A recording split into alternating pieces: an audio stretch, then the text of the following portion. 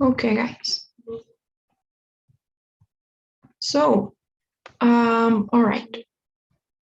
So please don't forget that your cameras need to be on. Make sure that you turn them on as we go. Okay. So today we'll be looking at task 4 of the speaking section. So remember that in the speaking section, we got 4 tasks. The first one was the independent one, which meant that it was just about your opinion on something. And the other ones were integrated tasks. So this one here that we're looking at, it's an integrated one, which means that you do have to do something before you get to answer the question. So we'll be seeing how that works. Now, this one is an academic one, which means that it's going to be on some academic topics. You may find some new vocabulary, but it should be fine. So what you will have to do for this one is, well, basically, you will listen to a lecture. So if you guys remember what a lecture was, it's just a college class. It's a professor, a college professor explaining a topic. So you will have to listen to this lecture, which lasts like 2 or 3 minutes usually, and then you're done. Then you get the question, which will always be the same, using the points and examples from the lecture, explain, and whatever the topic was.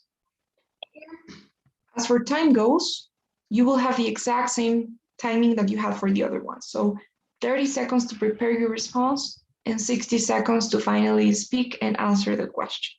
Okay, so you listen to the lecture, it's an academic lecture, you get the question, you get 30 seconds to prepare and 1 minute to speak. So is everything okay so far? Do you guys have any questions on the structure? Are we allowed to take notes in this part?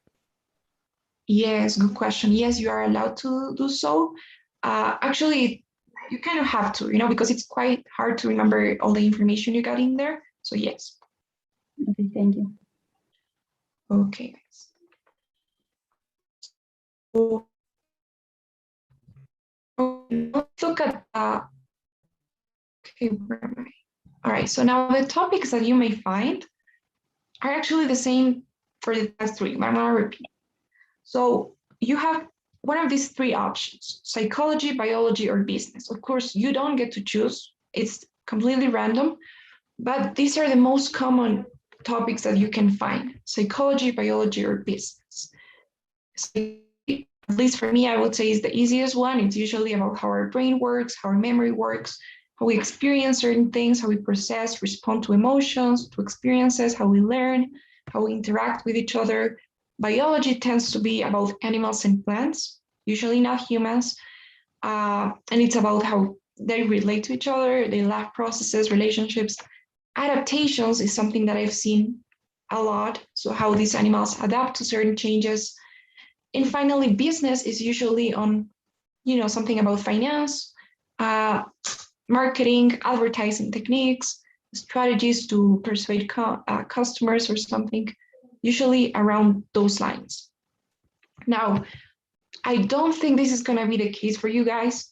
It's really rare to find one of these topics like art or history or literature, sociology. It's quite rare. I wouldn't really say you would find one of those, but in case you do, I think we can practice with them as well. But usually psychology, biology, or business are the ones that appear the most. Okay, so any questions about that before we move on? Okay. Now about the structure of the lecture. So here is where it gets different from the other ones, and this is the most important thing I'd say to understand how it's going to be structured. So at the beginning, like a normal college class, the professor will introduce the topic.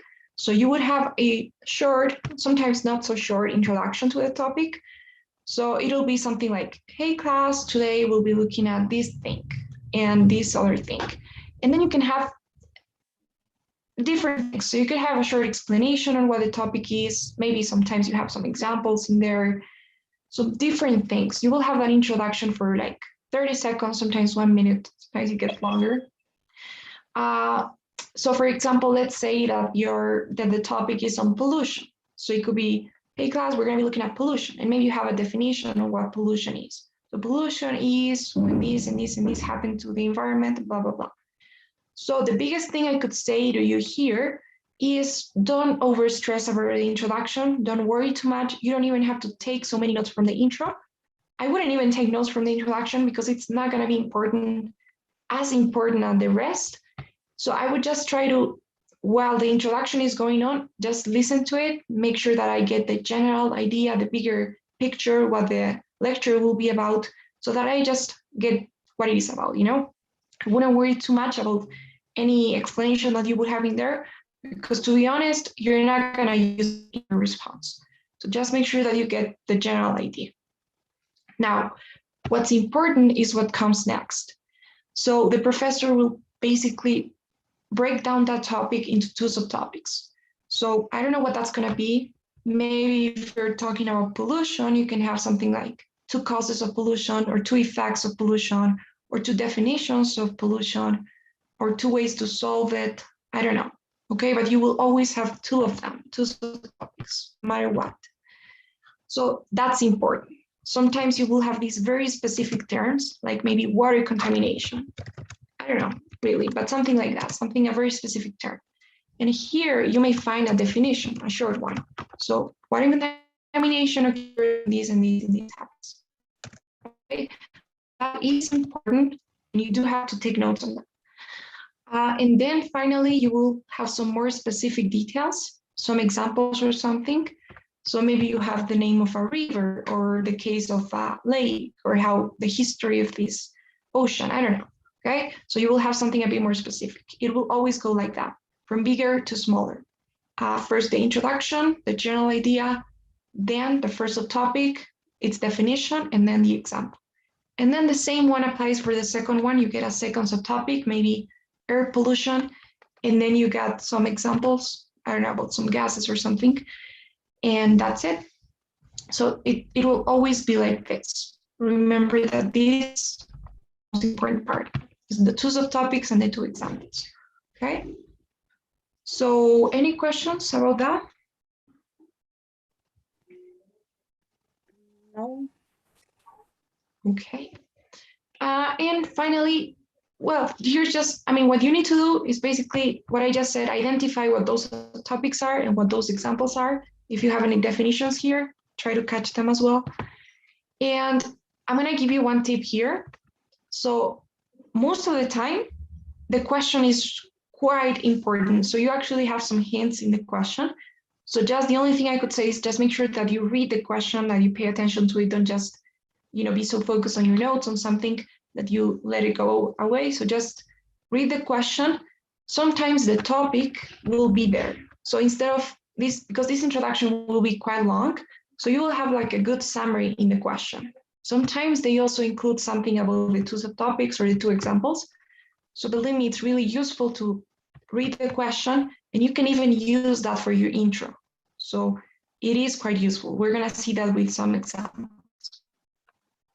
And some other tips before we move on to the example would be, in your response, you're going to be asked to summarize everything. So when you do that, you need to remember that you're just reporting what the professor has said. So you need to act like a reporter, sorry. So you're gonna, I don't know, if the professor says, so pollution is when, or air contamination happens when the air is polluted, then instead of you saying the same thing, you need to say, according to the professor, air pollution occurs, blah, blah, blah. Or the professor states that air pollution, blah, blah, blah. Okay, or the professor claims or argues or defines pollution as, okay? I'm not saying you should use them for every single idea that you have, but at least 2 or 3 reporting verbs in your response would be great. In the template, you will see that we have some, so with that, that's enough. When you're listening to the lecture, you will find these transition words, which are really helpful. So, for example, the professor may say something like, okay, so to start, let's look at this subtopic, which is defined as this. For example, take this river, or take this as an example. Okay, so pay attention to those transitions. They will give you, those are like red flags that you can use to guide yourself, to see how it's structured. the truth is you just have 1 minute to speak, and the lecture is about 2 or 3 minutes long. So you're gonna have to leave some things behind. Don't worry too much. It's impossible to make space for everything.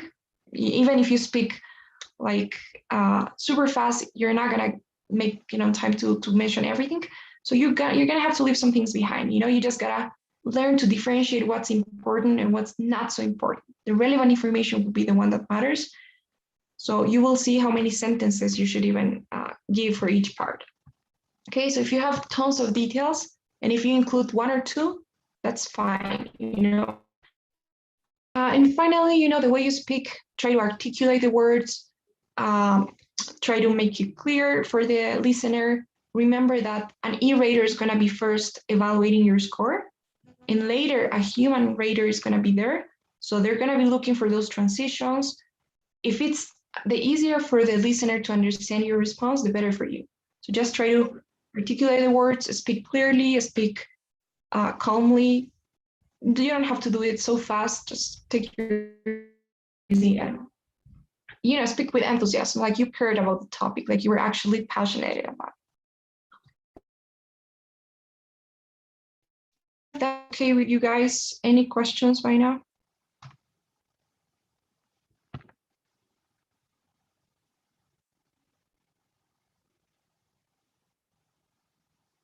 Okay, so now it's gonna get interesting because we're gonna be looking at the first example. So make sure that you have a piece of paper then and a pen to take some notes. You know what you're looking for, right? Try to organize your notes in this way.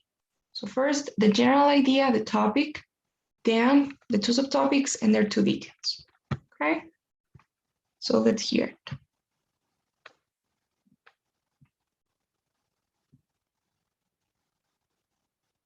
Okay, hold on.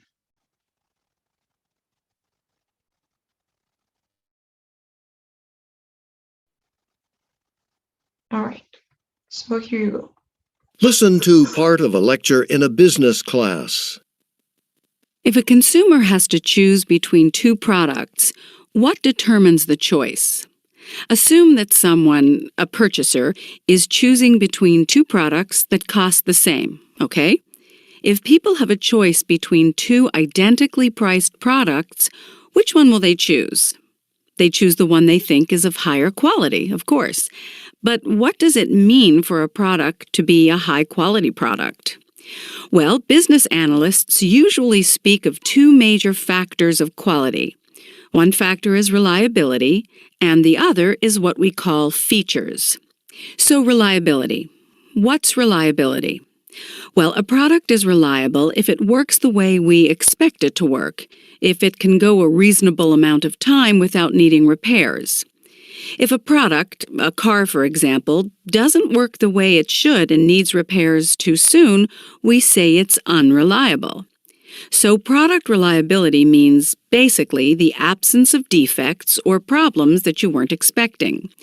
It used to be that when people thought about product quality, they thought mainly about reliability. Today, it's different. People do still care about reliability, don't get me wrong. It's just that manufacturing standards are now so high that, we'll take cars for example, today. Today's cars are very reliable. So reliability is important, but it's not going to be the deciding factor. So if reliability isn't the deciding factor anymore, what is? Features. All those extras, the things a product has that aren't really necessary, but that make it easier to use or that make it cool. For example, new cars today are loaded with features like electric windows, sunroofs, air conditioning, stereos, and so forth.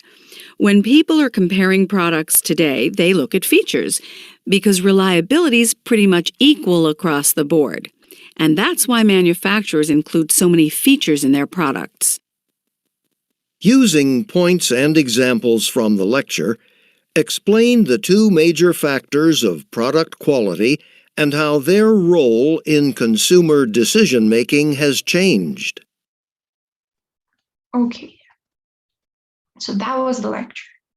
What do you think of it? Any comments? It was faster than I thought it would be. Was it? Okay, but was it understandable? Okay. Okay, that's great.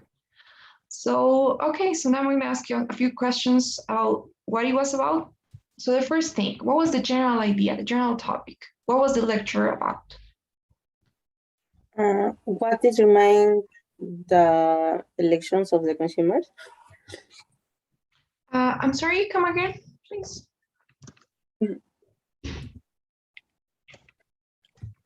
What determine the consumers' elections? Okay, yes, I got you.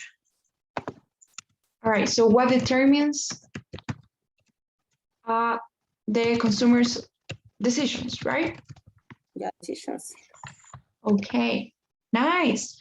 All right, and I also like your vocabulary.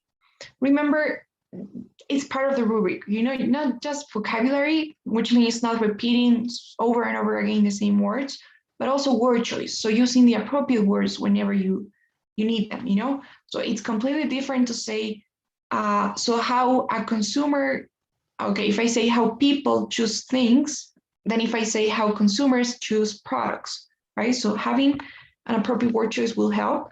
And the good thing is that you do know what the topics are, right? So you could check out some business words, biology words sometimes. Psychology is a bit hard, but you will see that the vocabulary is pretty much the same that we use in casual conversation, so it's always in that sense. Okay, by the way, for Miss, sorry? I have a question. Please. I understood the topic is about the product quality, and the question is about what the decision to the customers about that. Okay, so I think what you're saying is true, but both of the ideas that you're mentioning are related because what we have here, right? So how a consumer makes their decisions, and that is determined by quality. Now, what makes up quality? So what are the factors that make us think that a product is a high quality product? And that's what the professor explains with the two subtopics. You know what I mean? So basically, quality is what consumers are looking at. So that's what makes them choose a certain product. Now, what's quality? So quality is influenced by two other factors, and that's what we have. Is it okay? Did I answer your question? Yes. Okay. So by the way, for those of you guys that joined the course, I'm going to send you a list of words that may help you. And these are words that will be useful for the speaking section in general and the writing too. So of course you can fill out like complete this. It's not super complete. There are some, I don't know, many words that you could add, but it's about the topics that you will find in the speaking section. And it's good to have some vocabulary about that. Okay, so I already sent the link to the chat, by the way. Okay, but let's continue. Where am I? Okay, so, all right, so we're saying what determines the consumer's decisions. Anything else you guys would like to add? Oh my gosh, what did I do? Okay, hold on, please, I'm so sorry. I accidentally.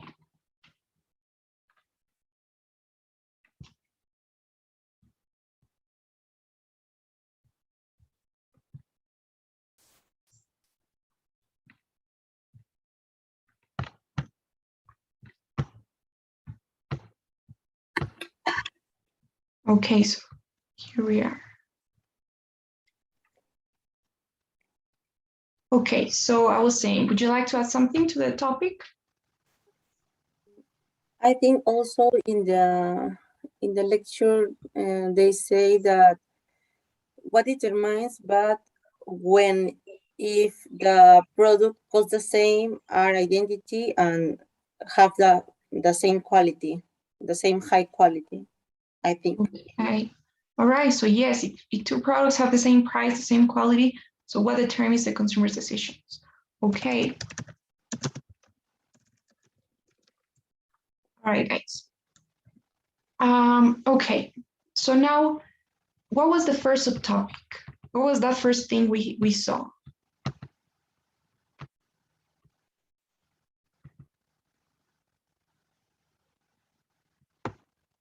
Anyone?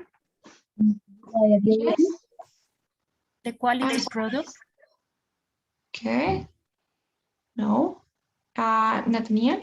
They- Business So and the business the reliability of a product and how it affects the decision of the customers.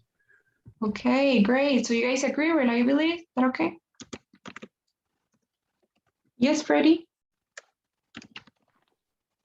Yes, I wanted to say the same as Nathaniel because of the introduction part. The lecturer talked about reliability and features, and the first part was about reliability. Okay, great. So you already got the second one as well. Features, reliability and features. Those were the two topics. So as you can see, guys, those are very specific terms. Okay, thank you, Freddie. And they are very key words that you do need to remember, you need to catch, and you need to repeat in your response. Now, do we have any definitions for reliability? What is it?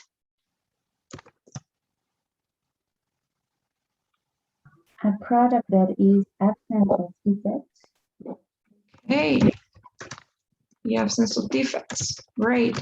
Anything else? Freddie? The product works as expected. Okay, when it works as expected. All right. Anything else?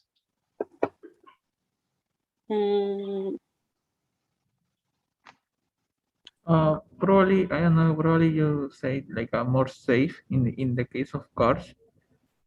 I understand more safe to drive. Okay, so yes, they are, yeah, I mean, it has to do with safety. So we could say safer. I don't know if that's the word that the professor uses. We can try and use it. Okay. All right then, guys. So now what about the details? So how does the professor illustrate the reliability concept? So, I mean, what example does he give? Well, the professor says that even though people still care about reliability, nowadays it's like the market is so competitive that it isn't like a definitive quality of a product when it comes to choosing a product. So it's not defining. not All defined. right. Okay, great, awesome, guys. I like that vocabulary as well. So yes, market is so competitive right now. I think every product has the same. I mean, all products are reliable, we could say. So it's not the defining factor anymore. Okay, nice. But what about the example? So there's a specific example the professor gives. The professor uses a car as example. Great, cars. So what about it?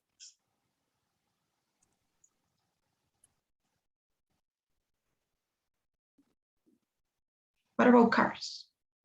If you bought a car and it's functioning like it should be, that's reliable. But if you need to change, I don't know, the battery or something in the car, it's unreliable. Okay.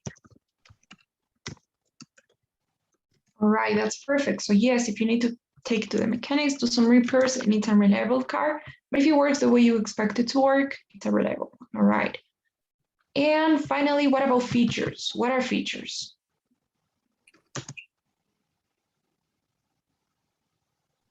They are the correct characteristics that make products different from each other. Okay. What else? Anything else?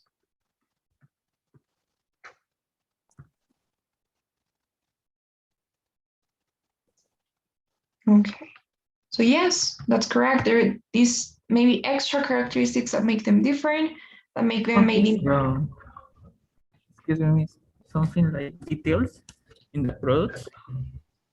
Something. specific details in products. A specific, what again, sorry? Details? Videos? No, details. Okay. So yeah, very specific details. Okay, that's true. So characteristics or details. All right. I don't know what's wrong with this. Okay. And yes, and they're not really necessary, are they? They're more like extra additional, make them cool, make them appealing, but not necessary. And what about the details? So what was the example that we had here? The cars have sunroof, have full equipment. Okay. What else?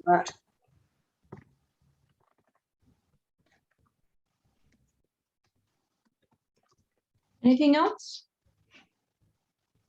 Yes, he said that because of the high reliability of cars, people now don't care about it, and they try to look for the features. So they now choose everything that personalize their car. Okay, yes, because reliability is the same, they focus on features now. And we have some examples like the sunroof. I think you got something about electric windows, air conditioning. So it's okay. If you got different, a number of examples, if you mention one of them or two, that's fine. Okay, guys. So anything else anybody would like to add here to these, notes or brainstorming we got?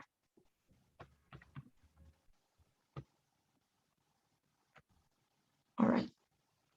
So in your response, you would have to do, just what the professor did in the same order, in this order. So you're just gonna have to go and explain what you have here.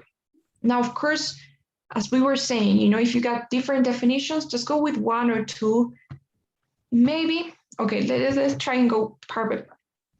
So at the beginning, you need a short introduction. And in your intro, you're just gonna explain what the general topic is. So the general idea of the lecture, what the lecture was about. So you can go with something like the lecture's about, or the professor discusses. I like both terms.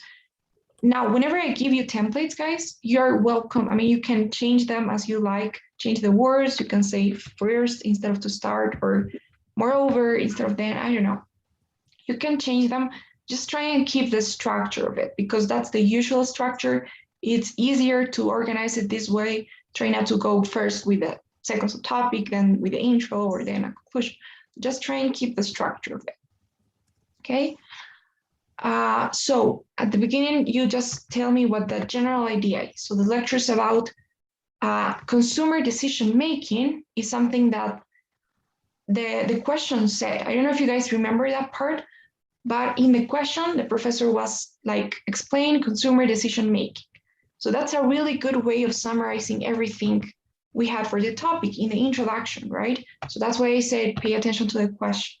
So you could say something like, the lecture is about product quality and consumer decision making, and that's it. I really wouldn't go that far here. You don't have that much time. You want to make the intro in just like 10 seconds, I would say. Now, here's a transition that sounds fancy and sounds good, but to be honest, it takes some time. So it's going to depend on how much time you have or on how good you are with time. Usually, I would say just skip this part.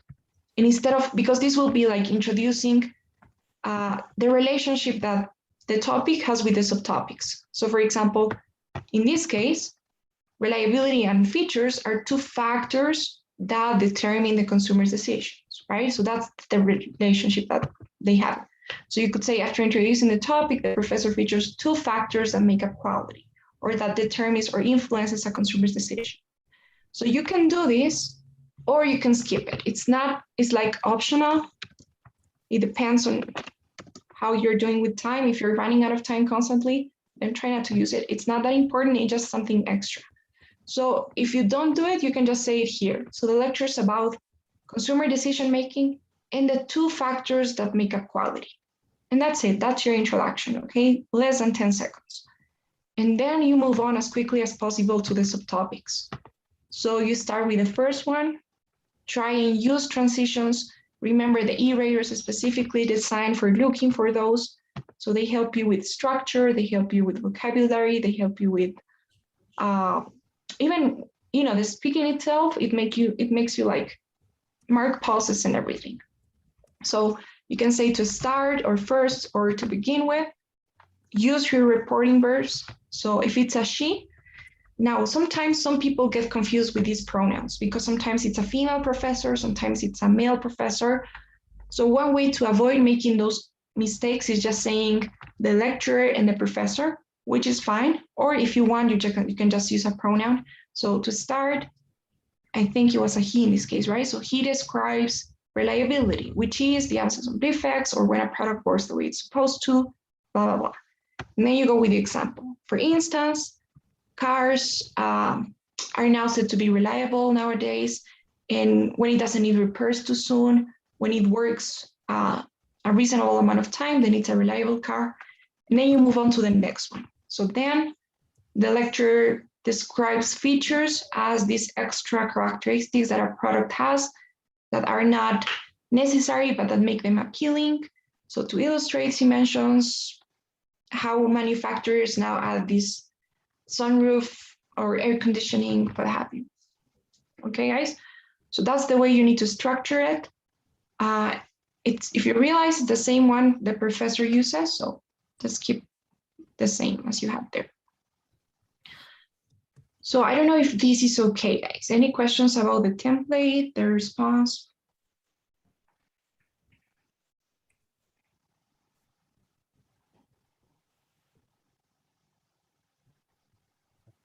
Andrea, what do you say about he, she describes about if we don't know what's the gender of the professor?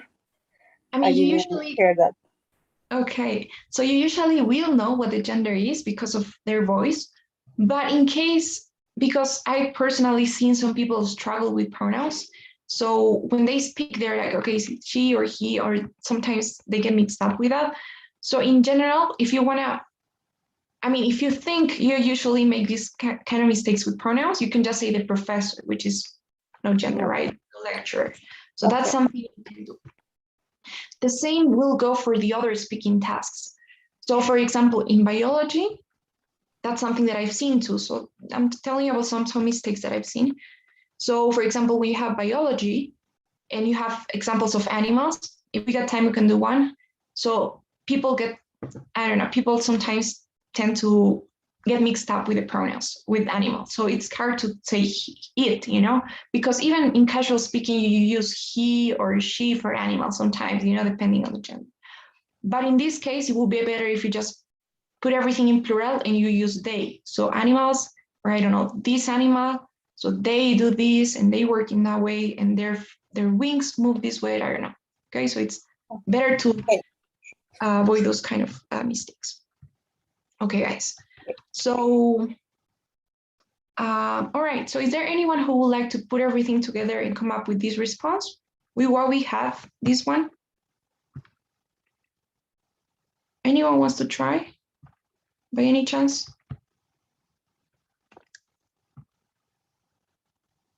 Yes, Nathaniel? We can go with you. I'll try to do this. Okay, so you can start now. Okay, thank you. The professor discusses and does a close-up on what determines customer choices between two similar products.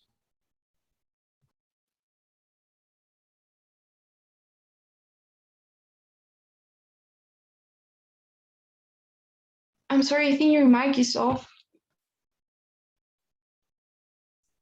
Sorry, I didn't notice it. Can I say? Okay. Can I Sure. start again? Start again, please. Okay, sorry, thank you. Okay. The professor discusses and does a close-up on what determines customers' choices between two similar products. As he gets deeper into the topic, we can identify two main factors that influence these choices. First, there is reliability. He defines reliability as the ability of a product to work as it should be. but this isn't a defining factor on the choice of the customer. Then he mentions features. Features are characteristics or details that make products unique from others. The main example presented in both of these cases of quality are modern cars. In the lecture, it mentions how cars can have different features and same on reliability. Thanks. Okay, nice. All right, well done, perfect. I like that it was different. I used your own words, your own language. It was academic, you used transitions, you made it in time, and you mentioned all the relevant information. It was summarized. You had like one short sentence describing the definition of each one of them. So well done. No grammar mistakes, I noticed. So I noticed how you decided to mention both examples at the end, which is something that you could for sure do. However, careful with that, because sometimes you will have these longer lectures, and it may be hard to make it on time. So if you explain both of them and you run out of time, you end up running out of time, then you're not gonna mention what the examples were, and that may hurt your score a bit. Otherwise, if you do mention your example here and then you run out of time and you don't have time to mention the second one, or maybe the example for the second one, then it will be better for your score, because you're gonna notice that it was something that, okay, you ran out of time. But if you just mention what they are and then the examples, and you don't make them in time, then it could be a problem. So that's why, maybe you will consider that. But well done. So I like your template personally. And I don't know, I really have nothing to say about that. Well done. Thanks. Okay, guys. So any questions now?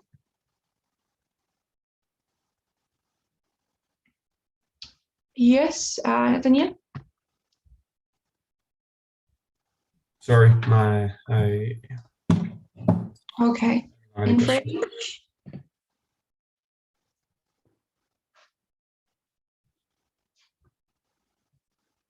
I'm sorry, your mic's off.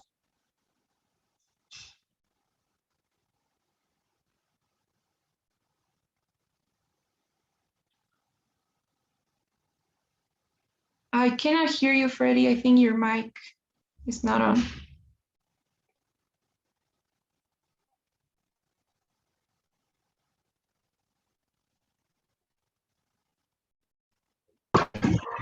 Can you hear me now? Yes, I can now. Sorry.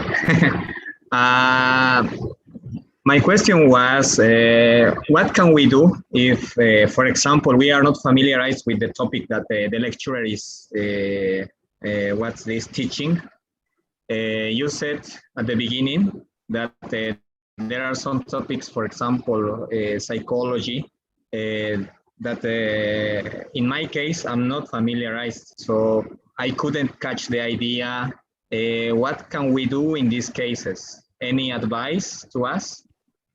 Okay, so the truth is, you know what the topics are, but it would be hard to kind of, go over, psychology is such a broad area, so you're not supposed to know that about the topic.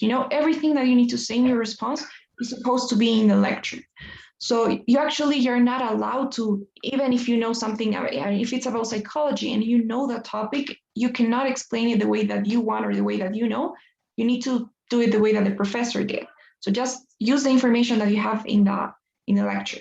However, there are some things you could do. Like one of them is check out some vocabulary, like the one that I was telling you about. So for example, for business, it's way better if you know some words like consumers or customers or product or reliability or I don't know, what have you. There are many like goods or shares, something about finance maybe. But the truth is about the topics itself, it will be hard to learn them like beforehand. So it's not an option. You just need to try to understand what the professor is trying to say. And to be honest, for example, with psychology, it's quite easy because the vocabulary they use, you will see, we're going to do an example now, is pretty basic. You will not really see anything new, maybe some words like bias or something, you know, like maybe words related to experiments that sometimes you have or things like that. But usually you won't have anything new. Biology is the same, you know, it's mostly about animals and plants. In business, as we were saying, maybe some vocabulary will help. But I think that's the only thing you can actually do, and obviously practice, which will help you catch the ideas better. And another thing that may help is reading, you know, reading or listening to maybe TED Talks or some articles about psychology topics, things like that, and practicing taking notes maybe. So become familiarized with the overall area, but the truth is you won't know what it will be about. So you just need to pay attention to what the professor says and try to take some good notes. Yes, actually, this is my worry. What if I found one word that I don't understand?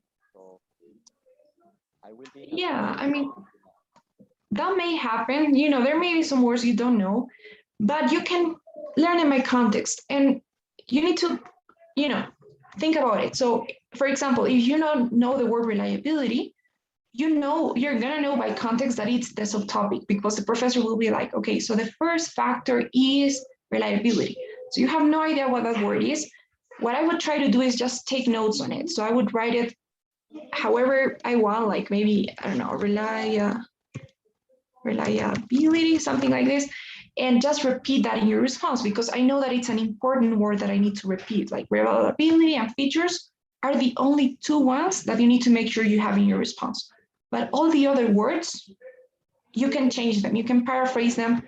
So just make sure that you get the idea, and then you can explain it in your own words. You don't have to really use the same words that the professor's using, just these ones, reliability and features, you know? But in general, you could find other ways. So if you don't know a word, you will know by context, and you can still catch the general idea. Okay. Thank you. Okay. All right. So now let's do one. It's gonna be one on psychology. I'm gonna play the audio. Please take some notes. Here it goes.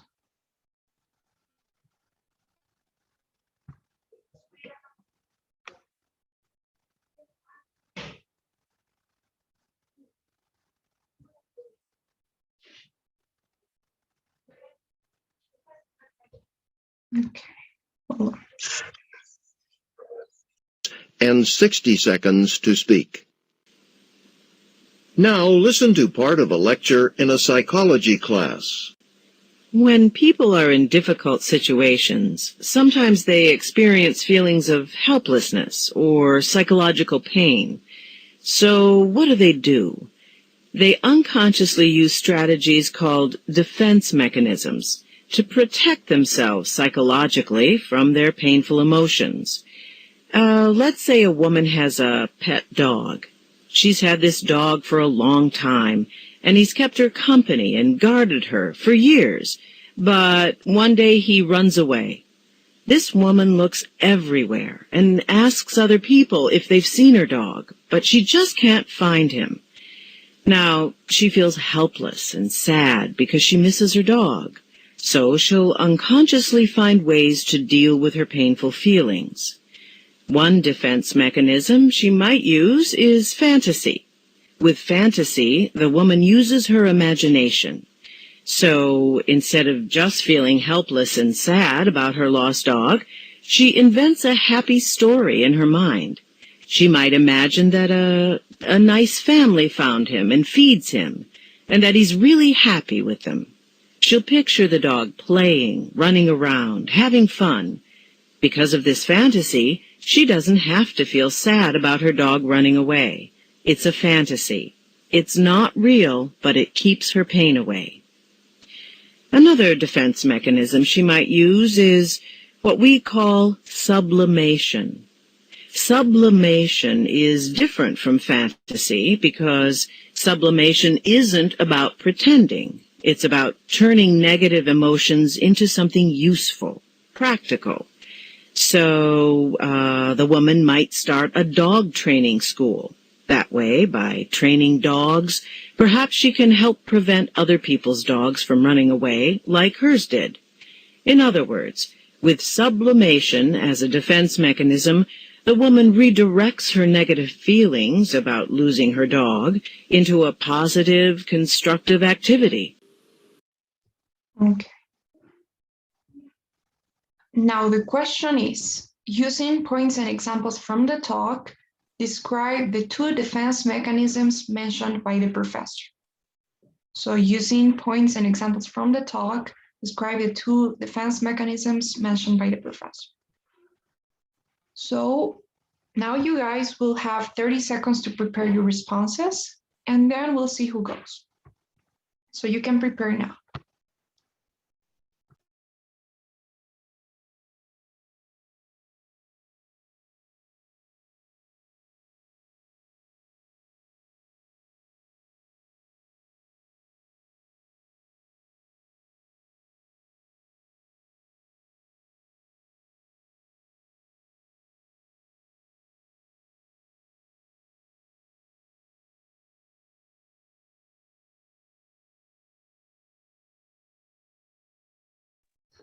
Okay. Okay, guys. So anybody would like to give it a shot?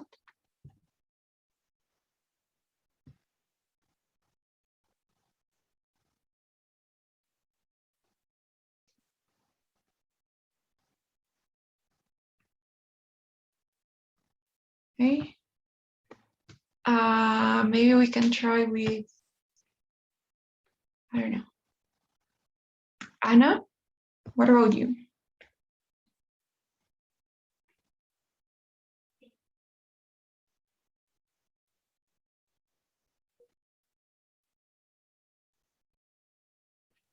Yes, teacher.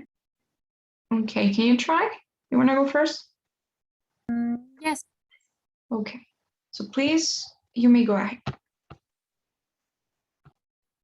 Okay. The topic is about the psychology.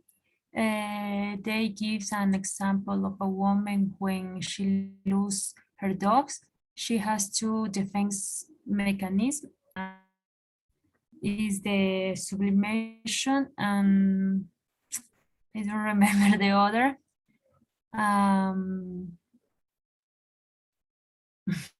That's I don't remember the other, teacher. Sorry. Okay, but go with what you have.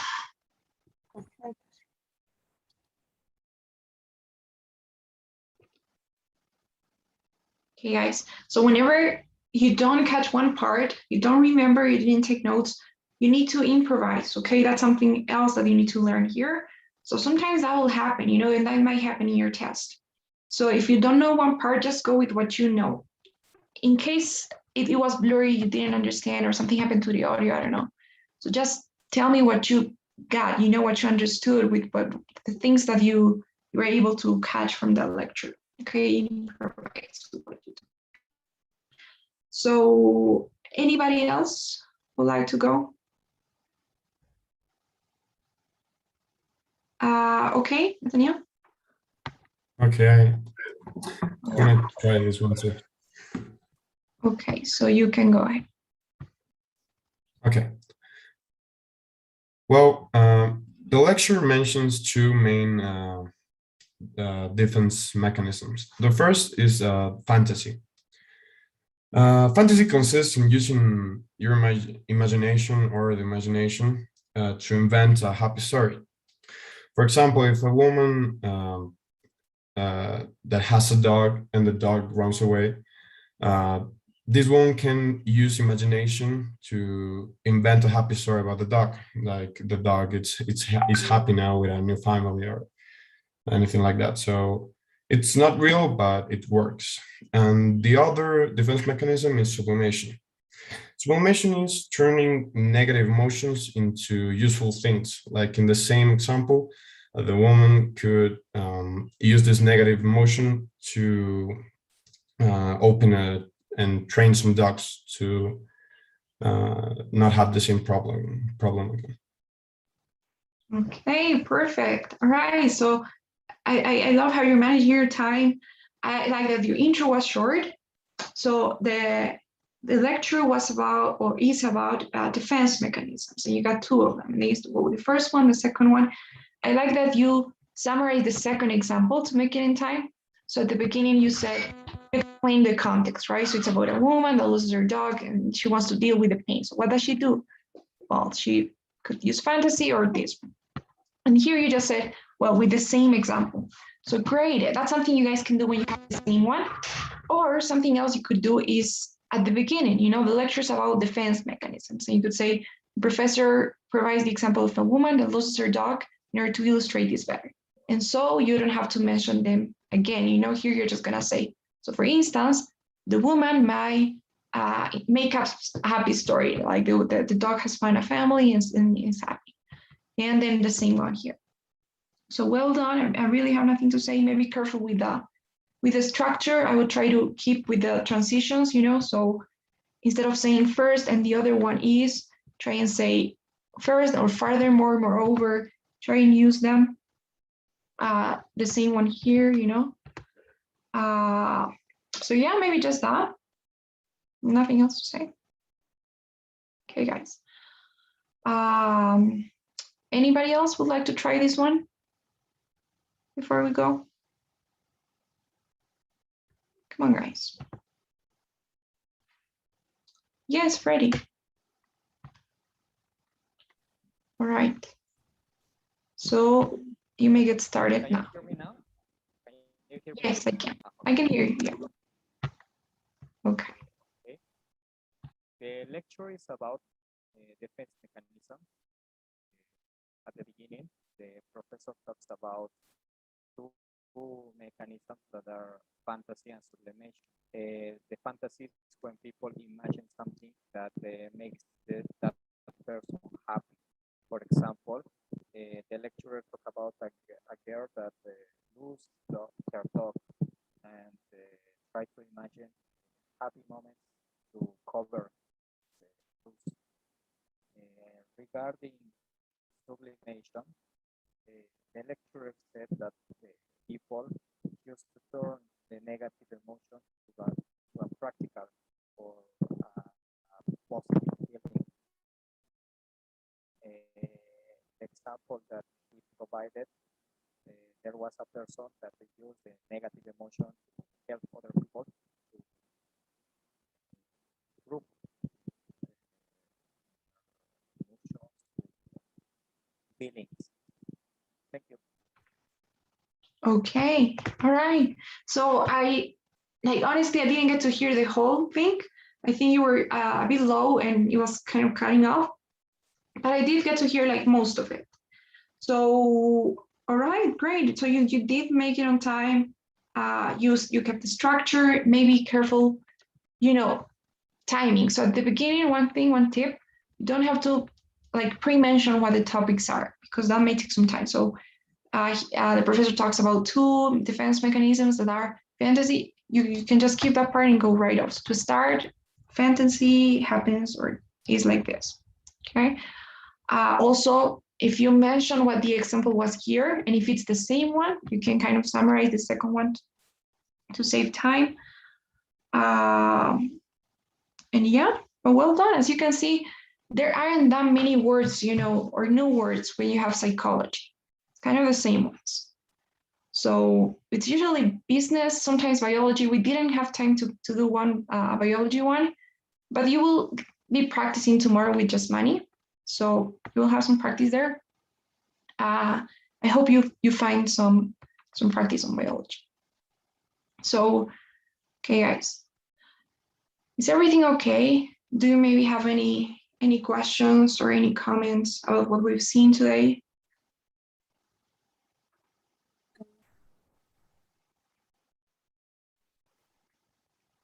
Sorry, I didn't hear in the first minute about Excuse the. me, I don't understood. Sorry? You heard me? Yes, kind of. Yeah, I understand. So what's the second word who explains for the audio? The first, Sublimation. excuse me. Sublimation, the second one here. Yes, can you write this? Sure. Sublimation. Oh, okay, thank you. Okay, and yes, somebody else was saying something. Yeah, me, Andrea. I was asking if we have 1 minute for this lecture. Yes, I didn't hear the first part of the class. I was late. Oh, okay. So yes, What? you get 30 seconds to prepare your response and then 60 seconds to speak, or 1 minute to speak. Okay. I got it. Thank you. And you're going to send us this presentation? Yes, of course, I can do that. Mhm. Okay, guys. Perfect. Any other question?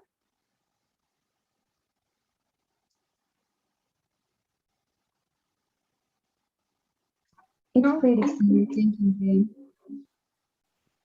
I'm sorry? Come again? Just saying that it is pretty clear. Thank you. Oh, okay, all right. Okay, thanks. Okay. Thanks, Flavia. I'm gonna So, be leaving because I have another class. So oh, yes, thank yes. Before you leave though, guys, would you please fill out the daily survey and then you can leave.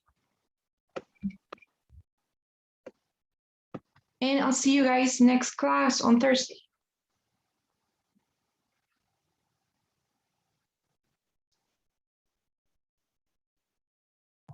Okay, see you, Andrea. Bye-bye. Bye-bye, guys. Take care. Thank you. Yeah, bye-bye. Take care. Thank you, teacher. Good night. Thanks. Bye, thanks. You too. Teacher, goodbye. Bye-bye.